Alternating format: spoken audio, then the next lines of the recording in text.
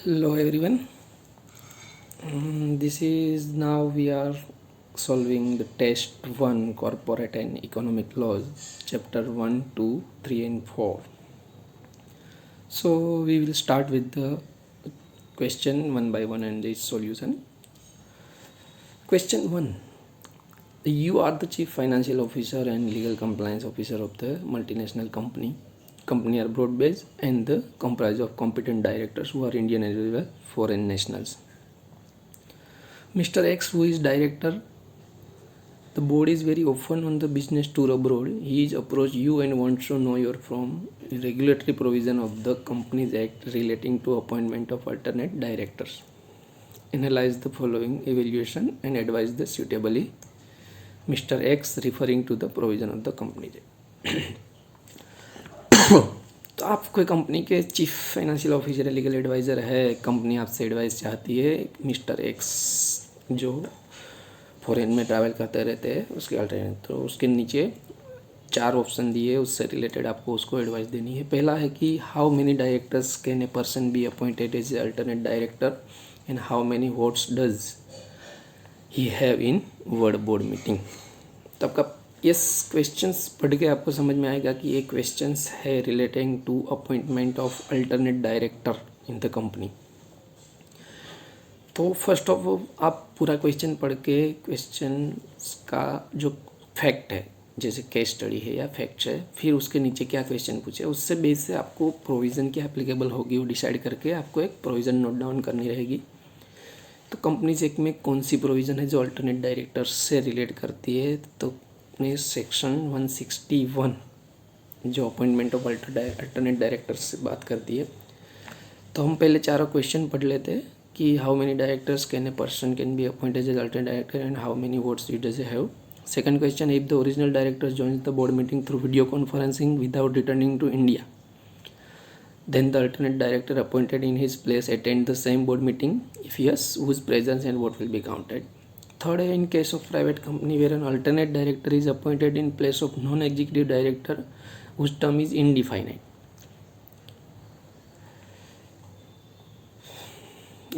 If alternate director की terms indefinite है, then what will be the tenure of such alternate director? Provide the original director does not return to India for longer periods, say 3 or 4 years. Fourth question है, can an executive director, whole-time director, managing director appoint alternate directors? ये 4 question पूछे आपको एक position एक situation देके. तो अभी alternate director से रिलेटेड प्रोविज़न है सेक्शन 161 में, जहाँ पे लिखा है कि अगर आपका आर्टिकल्स ऑथोराइज करता है या तब बोर्ड जनरल मीटिंग में रिजोल्यूशन पास करके अल्टरनेट डायरेक्टर अपॉइंट कर सकते हैं. लेकिन अल्टरनेट डायरेक्टर अपॉइंट करे ये वो पर्सन जिसको हम अल्टरनेट डायरेक्टर अपॉइंट कर रहे हैं वो किसी और के बिहाफ में अल्टरनेट डायरेक्टर की पोजीशन होल्ड नहीं कर रहना चाहिए और डायरेक्टर भी नहीं होना चाहिए कंपनी, यानी कि जिसको भी अल्टरनेट डायरेक्टर अपॉइंटमेंट करना है वो बाहर का पर्सन होना चाहिए. तो फर्स्ट क्वेश्चन है, how many directors can a person be appointed as a. तो हाउ मेनी डायरेक्टर्स मतलब कितनी डायरेक्टरशिप पर्सन होल्ड कर सकता है एज ए अल्टरनेट डायरेक्टर. तो क्या है, सेक्शन 165 में लिखा है नंबर ऑफ डायरेक्टरशिप. 165 क्या बोलता है, no person shall hold office as a director including any alternate directorship in more than 20 companies at the same time. यानी 20 कंपनी से ज़्यादा डायरेक्टर नहीं बन सकता कोई भी individual person. However, the maximum number of public companies in which a person can be appointed as a director shall not exceed 10. यानी 20 में से पब्लिक कंपनी 10 से ज़्यादा नहीं होनी चाहिए. सो ये केस में हमारे person can be appointed as a alternate director for only one director in the same company but maximum 20 different companies. यानी एज ए अल्टरनेट एक ही डायरेक्टर के बिहाफ में यहाँ पे अपॉइंट हो सकता है, लेकिन ऐसी दूसरी अलग अलग 20 कंपनीज में अल्टरनेट डायरेक्टर अपॉइंट हो सकता है. तो ये था फर्स्ट. सेकंड है कि original directors joins the board meeting through video conferencing. तो ओरिजिनल डायरेक्टर के जगह पे हमने अल्टरनेट अपॉइंट किया है लेकिन वो फॉरेन में से वीडियो कॉन्फ्रेंसिंग से बोर्ड मीटिंग ज्वाइन करता है, तो क्या होगा उसकी प्रेजेंस का, उसकी वोटिंग का और अल्टरनेट डायरेक्टर का. तो उसके लिए प्रोविज़न है कि अगर अल्टरनेट डायरेक्टर है उसको अपॉइंट किया है तो उसकी पोजीशन को कोई इफेक्ट नहीं करेगा। यानी वो वीडियो कॉन्फ्रेंसिंग से अगर ज्वाइन करता है तो अल्टरनेट डायरेक्टरशिप की पोजीशन रहती है या तो ओरिजिनल डायरेक्टर की टर्म खत्म हो जाती है या तो ओरिजिनल डायरेक्टर रिटर्न हो जाता है तब तक की। अभी ये रिटर्न तो हो नहीं रहा है, सिर्फ ऑनलाइन वीडियो कॉन्फ्रेंसिंग से ज्वाइन हो रहा है। तो वीडियो कॉन्फ्रेंसिंग से ज्वाइन हो रहा है फिर भी एज ए इन्वाइटी ज्वाइनिंग माना जाएगा और अल्टरनेट डायरेक्टरशिप की प्रेजेंस गिनी जाएगी। लेकिन एक चीज़ ये भी है कि अगर कोई मैटर ऐसी है, एजेंडा ऐसा है जो वीडियो कॉन्फ्रेंसिंग से अलाउड है, कोई डिसीजन ऐसा है और वो मीटिंग में वो वीडियो कॉन्फ्रेंसिंग से ज्वाइन हो रहा है, तो उस केस में उसकी वीडियो कॉन्फ्रेंसिंग से जो वोटिंग है वो वैलिड गिनी जाएगी। थर्ड क्वेश्चन है आपका, if the original in case of private company where an alternate director is appointed in place of non executive director.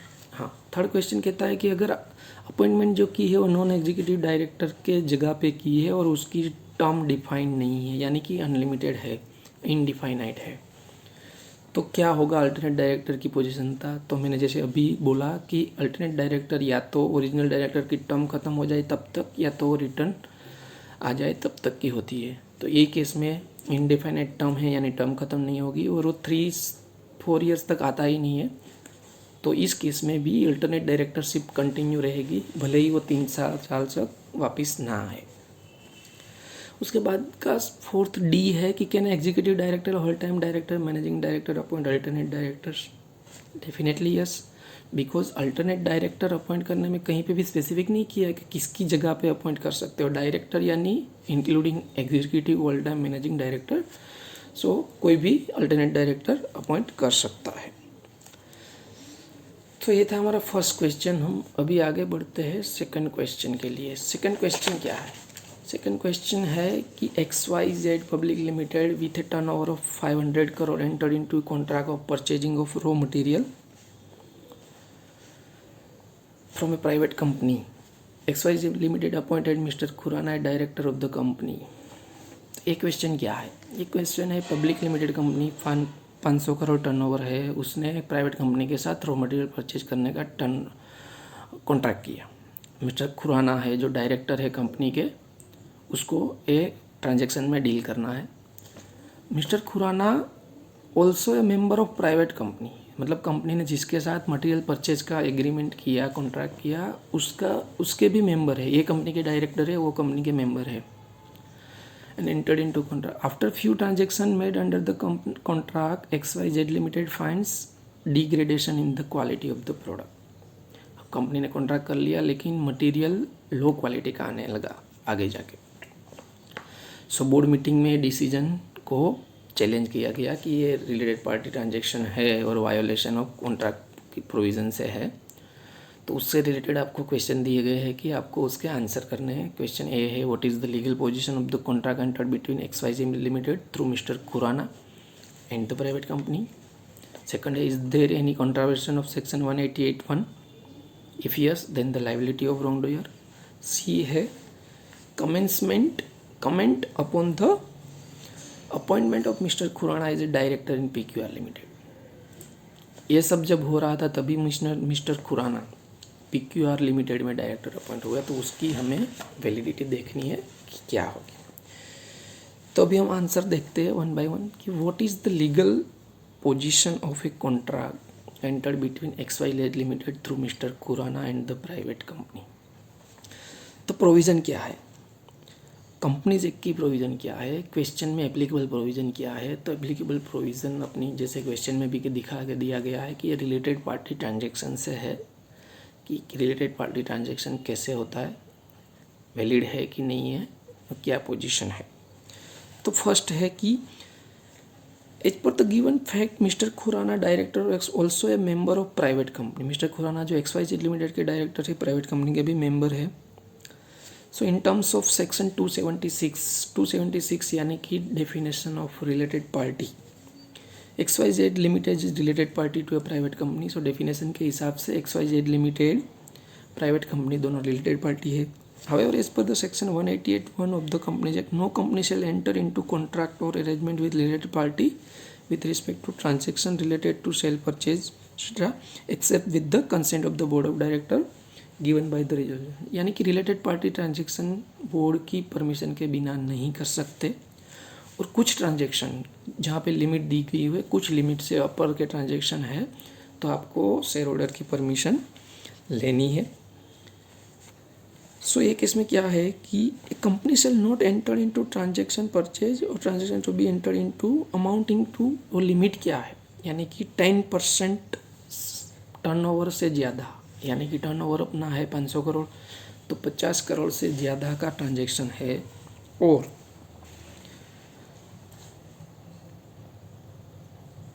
10% और more of the turnover of the company और ₹100 करोड़, यानी कि 10% of turnover से ज़्यादा है या तो 100 करोड़ से ज़्यादा, विच एवर इज़ लोअर, तो आपको शेयर होल्डर की परमिशन लेनी है। तो अपने केस में 500 करोड़ का टर्नओवर है, उसकी 10% 50 करोड़, लेकिन ट्रांजैक्शन की अमाउंट है 60 करोड़, तो ऑलरेडी लिमिट से बाहर है, यानी कि शेयर होल्डर की परमिशन लेनी थी। So in terms of the this contract is voidable at the option of the board और द शेयर होल्डर, यानी कि यहाँ पे कोई परमिशन ली नहीं गई थी, तो ये कॉन्ट्रैक्ट वॉइडेबल है, यानी कि बोर्ड या तो मेंबर जिसको भी अथॉरिटी थी ये ट्रांजैक्शन अप्रूव करने की, वो उसको वॉइड कर सकता है। सेकंड क्वेश्चन है, is there any contravention of section 181? If yes, then the liability of the wrongdoer. So in case of contravention of 181, यानी कि रिलेटेड पार्टी का कॉन्ट्रावेंशन, अगर रिलेटेड पार्टी ट्रांजैक्शन बोर्ड की या तो शेयर होल्डर की approval लिए बिना किया जाता है, तो प्रोविज़न है कि वो ट्रांजैक्शन विद इन 3 मंथ्स, यानी कि बोर्ड की परमिशन, अब यहाँ हमारे केस में शेयर होल्डर की परमिशन की ज़रूरत थी, नहीं ली, फिर भी ट्रांजैक्शन कर लिया, अगर 3 मंथ्स में, ट्रांजैक्शन करने के 3 मंथ्स में उसको रेटिफाइड नहीं करते हैं, तो ये ट्रांजैक्शन वॉइडेबल माना जाएगा। सो अगर वॉइडेबल है तो कंपनी जो भी रिस्पॉन्सिबल पर्सन है, यानी कि अपने केस में रिलेटेड पर्सन कौन है, तो कि मिस्टर खुराना है, तो उसके सामने जो भी लॉस हुआ कंपनी को वो रिकवर कर सकती है और लॉस के लिए प्रोसीड कर सकती है। और कंपनीज एक्ट की प्रोविज़न वायोलेशन के लिए क्या है, तो कि 20,000 ऑफ फाइन विच में एक्सटेंड टू ₹5 लाख, यानी वायोलेशन 188 का आप करते हैं रिलेटेड पार्टी ट्रांजेक्शन का, तो मिनिमम 25,000 टू 5 लाख तक की पेनल्टी भी आपको लग सकती है। थर्ड क्वेश्चन है, comment upon the appointment of mister Khurana as a director in PQR limited. यहाँ पे दूसरी प्रोविज़न एप्लीकेबल हो जाएगी कि ये आपको PQR लिमिटेड में खुराना अपॉइंटमेंट हुए हैं मिस्टर खुराना, तो उसकी क्या वैलिडिटी है। तो ये हुआ question of disqualification of directors, यानी कि PQR लिमिटेड में अपॉइंटमेंट में वो क्वालिफाइड है कि नहीं।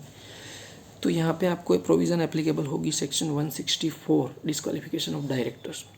तो डिसक्वालिफिकेशन में एक डिसक्वालिफिकेशन ये है कि person shall not be eligible for appointment as a director of a company where he has been convicted of an offence dealing with related party transaction under section 188 at any time during the last preceding 5 years, यानी कि related party transaction के dealing में वो convict हुए हैं last 5 years में, तो qualified नहीं है। तो अपने केस में वायोलेशन है 188 का, लेकिन कन्विक्टेड नहीं है, यानी कि अगर प्रोविज़न में सिर्फ लॉस रिकवर हो गई या पेनल्टी हो गई, लेकिन उसको कन्विक्शन में नहीं दिया गया है, यानी वो एलिजिबल है अपॉइंटमेंट के लिए, तो PQR लिमिटेड में उसकी अपॉइंटमेंट वैलिड है। Now moving to the third question. Question 3, shining star limited is listed company deals in all business of trading of aluminium foils and steel. Due to economic slowdown and loss domestic consumption, company was running into loss. Mr. Chandar, an eminent professional with vast experience in cost management, was appointed on the board of company as a full-time director. He enjoyed his 75th birthday on the same date of appointment. Examine the following relevant to extract from the latest audited financial statement. तो उसके लिए financial statements के figure दिए हैं, authorise capital, application money, balance reserve 170, उसमें से 150 general reserve, 20 crore on account of revaluation reserve, outstanding loan 200 crore, investment 40 crore, accumulated loss 10 crore. So in the light of the above fact, evaluate the given situation in terms of the relevant provision of the Companies Act. सो ये पूरा case दिया हुआ है आपको कि company का business ये है, ये किया, और कंपनी की फाइनेंशियल पोजीशन ये। अभी आपको नीचे 3 क्वेश्चन दिए, उसके आंसर करने। So question first, As to the validity of appointment of Mr. Chandar as a managerial person in the office of the whole-time director in Shining Star Limited, यहाँ पे आपको एप्लीकेबिलिटी प्रोविज़न की देखनी है appointment as a director वाली. Second है compute the effective capital for shining star limited for payment of managerial remuneration, तो यहाँ पे आपको मैनेजरियल रेम्यूनरेशन की लिमिट देखनी है. Third question, since the Shining Star was running in to loss share the maximum amount of remuneration to be paid on yearly basis to each managerial personnel. So भी आपके 3 question एक के अंदर है appointment of managerial personnel and its remuneration related, ये पूरा question है. तो फर्स्ट देखते हैं कि as per section 196(3) no company shall appoint और continue employment of any person as a managing director, whole time director और manager who is below 20 years of age and attend the age of 70 years, यानी कि 21 साल से कम और 70 से ज़्यादा as वाले पर्सन को आप अपॉइंट नहीं कर सकते as a whole time director और manager unless that appointment of a person who is attend the 70 years, यानी कि 70 years से ऊपर को आप अपॉइंट कर सकते हो with the permission of share holder by passing A special resolution. So where no such special resolution passed but vote cast in favor of the motion exceeds the votes if any cast against the motion and the central, यानी कि अगर special resolution pass नहीं किया है लेकिन आपका vote casted in favour is greater than vote casted against and central government की permission, यानी कि share holder resolution plus central government की परमिशन है तो भी आप अपॉइंट कर सकते हो.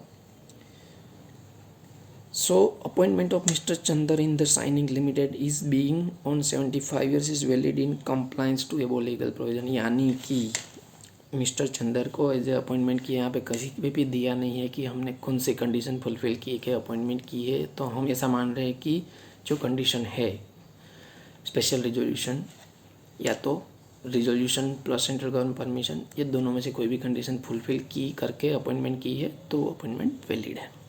सेकंड है compute the effective capital of shining star limited for payment of managerial remuneration. तो पेमेंट ऑफ मैनेजरियल रेम्यूनरेशन में प्रोविज़न है कि अगर लॉस है कंपनी, यानी कि कंपनी सफिशिएंट प्रॉफिट नहीं है रेम्यूनरेशन पे करने के लिए, तो रेम्यूनरेशन की कैलकुलेशन होती है based to effective capital.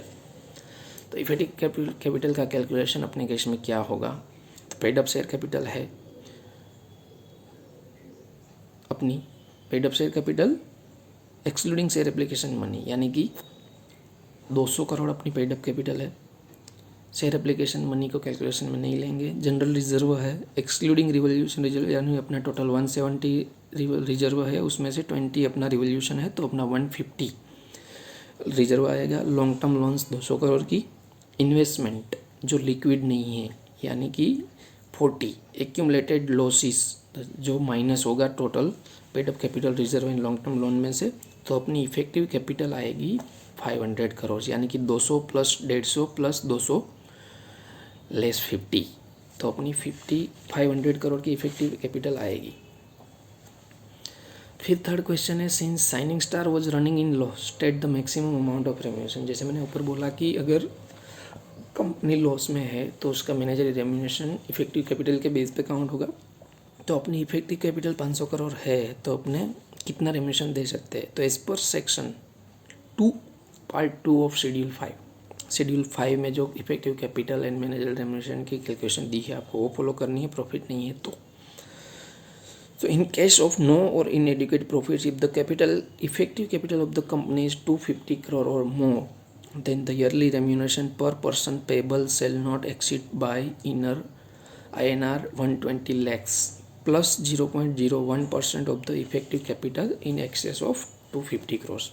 So अपने केस में मैक्सिमम रेम्यूनरेशन कितना पेबल होगा कि 120 लैक्स, यानी कि बस 250 करोड़ से इफेक्टिव कैपिटल ज़्यादा है यानी 120 lakhs 1.2 crore plus 0.01% of additional effective, यानी कि 250 करोड़ से ऊपर की जितनी इफेक्टिव कैपिटल है उसका 0.01%, तो वो होगा अपना 2.5 लैक्स, यानी कि 122.5 लैक्स रेम्यूनरेशन मैक्सिमम दे सकते हैं.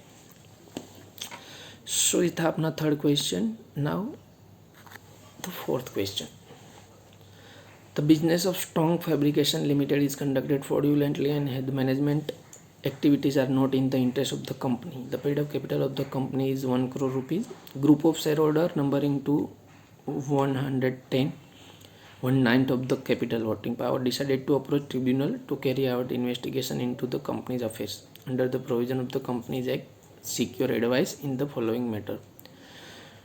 कंपनी का बिजनेस फ्रॉडुलेंटली चल रहा है, management activities not interest of the company, company की पेड अप कैपिटल है 1 करोड़ रुपये, 110 शेयर होल्डर यानी कि जो 1/9 टोटल वोटिंग पावर को रिप्रेजेंट करते हैं उसने एनसीएलटी को अप्रोच किया इन्वेस्टिगेशन करने के लिए कंपनीज के affairs.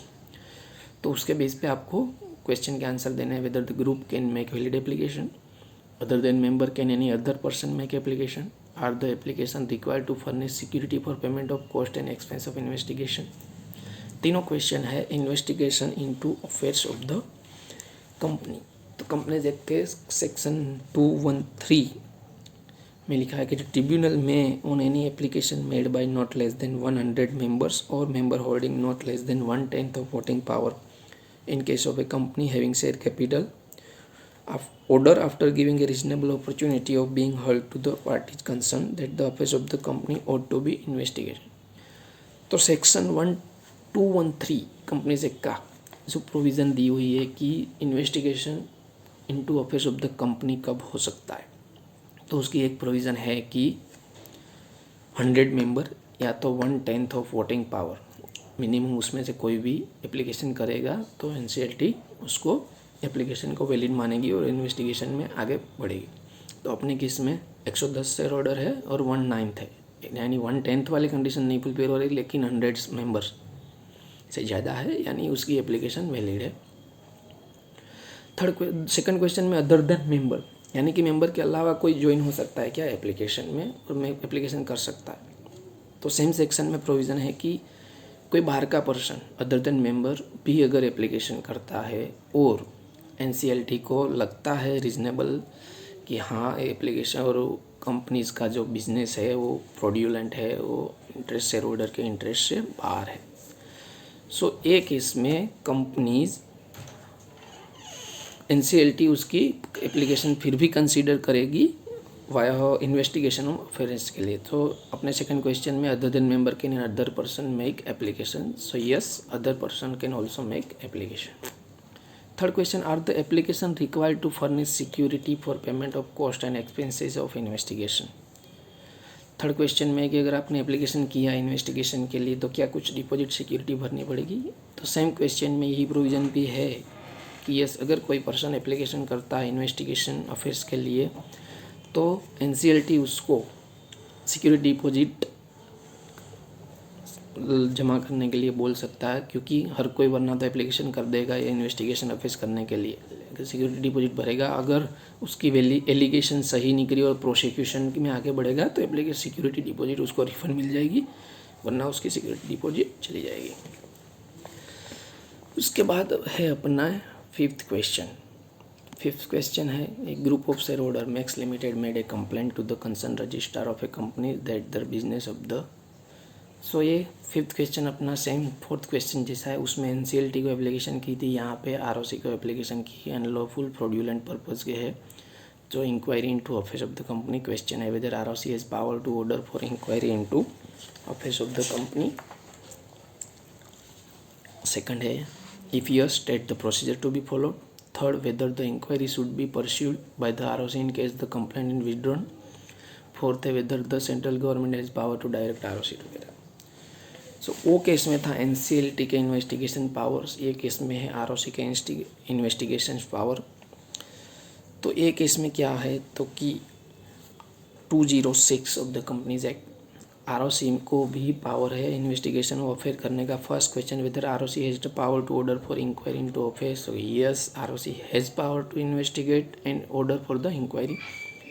If yes state the purpose process to be follow. तो प्रोसेस क्या रहेगी, तो जैसे ही हम कोई भी पर्सन एप्लीकेशन करेगा आरओसी को, आरओसी ये एप्लीकेशन उसमें दिए गए एलिगेशन सबकी एक कॉपी यानी कि उसकी फैक्ट कंपनीज को फॉरवर्ड करके नोटिस देगा कि आपके खिलाफ ये कंप्लेन आई है और उसके रीजनेबल अपॉर्चुनिटी ऑफर देगा। उसके बाद उसको इंक्वायरी आगे बढ़ाएगी। थर्ड क्वेश्चन है whether the inquiry should be pursued by the ROC in case of complaint in withdraw. अगर आगे जाके कंप्लेन करी, प्रोसीजर चालू हो गई, इन्वेस्टिगेशन चालू हो गया, फिर एप्लीकेंट ने कंप्लेन विड्रॉ कर ली, तो क्या आरओसी कंटिन्यू कर सकती है? Definitely yes. बिकॉज ऐसे तो क्या होगा, किसी ने भी एप्लीकेशन कर दी, इन्वेस्टिगेशन चालू हुआ, फिर आउट ऑफ द मैटर, यानी कि कंपनी ने और एप्लीकेंट ने, कंप्लेनेंट ने सेटलमेंट कर लिया, कुछ भी कर लिया, तो फिर तो आरओसी का कोई एक्शन ही नहीं रहेगा। एक केस में अगर आरओसी को आपने कंप्लेन करी, आरओसी ने इन्वेस्टिगेशन चालू किया, फिर भी आप विड्रॉ कर लोगे, फिर भी आरओसी उसका इन्वेस्टिगेशन इंक्वायरी कंटिन्यू कर सकता है। उसके बाद लास्ट क्वेश्चन उसमें है whether the central government has the power. Definitely central government has the majority power. वो कभी भी उसको अगर रीजनेबल लगे तो आरओसी को बोल सकता है इन्वेस्टिगेशन करने के लिए, इंक्वायरी करने के लिए। सो ये था हमारा 5th question. Now question number 6। Question number 6 आपको एक बड़ा सा केस स्टडी दिया है और केस स्टडी के बीच पे नीचे आपको एमसीक्यूज दिया है। केस स्टडी का ओवरव्यू क्या है कि विस्टारा इंडिया लिमिटेड है अनलिस्टेड पब्लिक कंपनी, उसका मैन्युफैक्चरिंग हैवी मशीनरी का है। फिर अमूल इंडिया लिमिटेड है जो डेयरी प्रोडक्ट में डील करती है। Vistara India limited heavy machinery देती है अमूल इंडिया लिमिटेड को, 4 हैवी मशीनरी सप्लाई कर दी, उसके बाद 4 साल तक, फिर उसके बाद उसको कुछ ज़रूरत नहीं पड़ी। फिर अमूल इंडिया लिमिटेड की भी एक अमूल स्टार लिमिटेड है जो उसकी सब्सिडियरी है, वो डेयरी प्रोडक्ट में डील करती है। फिर बैलेंस शीट 16-17 में अमूल इंडिया में फिगर्स है, paid up capital 120 crore, turnover 250 crore, outstanding loan 27 crore. Amul India want to appoint independent director on its board. Mr. Paras, one of the director of Amul India, has applied to acquire 2% share capital of Amul India Limited, on which the board is yet to decide regarding shares to be given to said director. In between this, Mr. Paras came across the following person who were desirous of being appointed as an independent director. Abhinav, Mr. Vinay, Mr. Malti, wife of Paras. Mr. Manas, son of Mr. Paras. Mrs. Malti holds security in Amul Star of 50 lakh, while Mr. Manas holds 1.5% of the paid up share capital of the Amul India.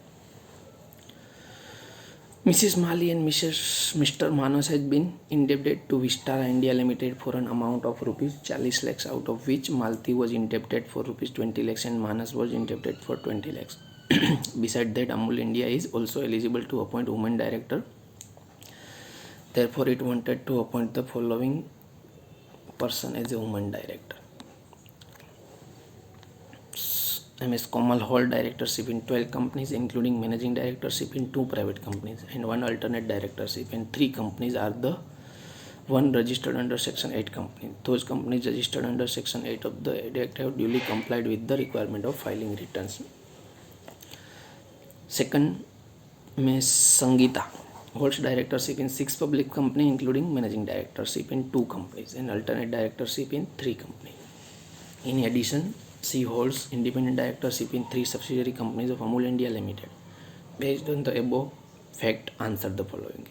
So एक बड़ा सा case लो आपको दिया है, directorship, appointment of women director, transaction with companies, indebtedness, ये सब आपको proper detail में स्टडी करना पड़ेगा। सबसे पहले केस में क्या है उसके हाईलाइटेड पॉइंट नोट करने पड़ेंगे, तभी जाके आपको क्वेश्चन के आंसर देने में इजी रहेगा। जो नीचे क्वेश्चन आपको दिए हैं, फर्स्ट क्वेश्चन क्या है, is Amul India limited required to appoint a women director.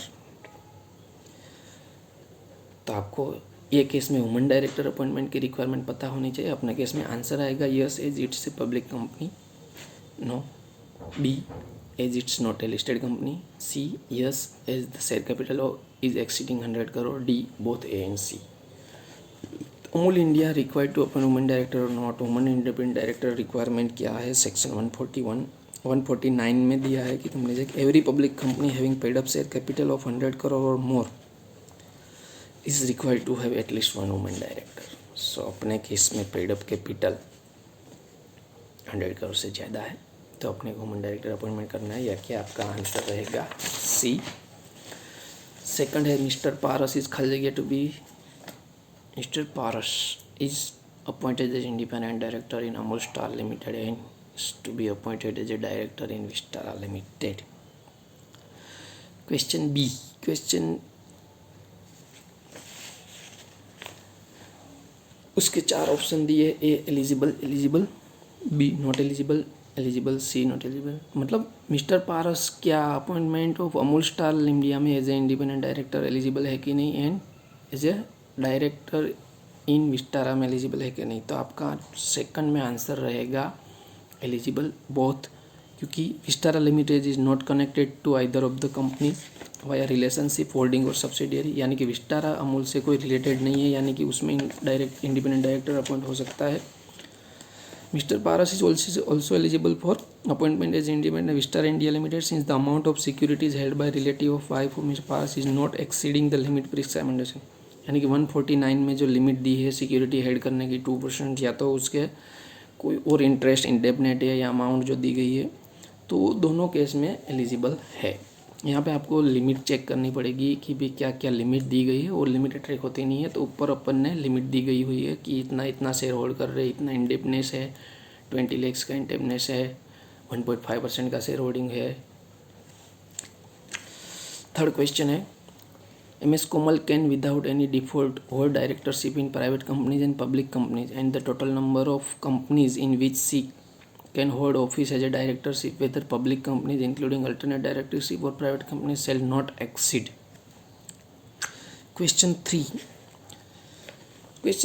3 क्या बोलता है कि MS Komal can without any default hold directorship in private and public companies and the total number of companies in which she can hold office as a director। आपको ABCD answer दिया है 8 9 11 9 8 11 9 8 8 9 12।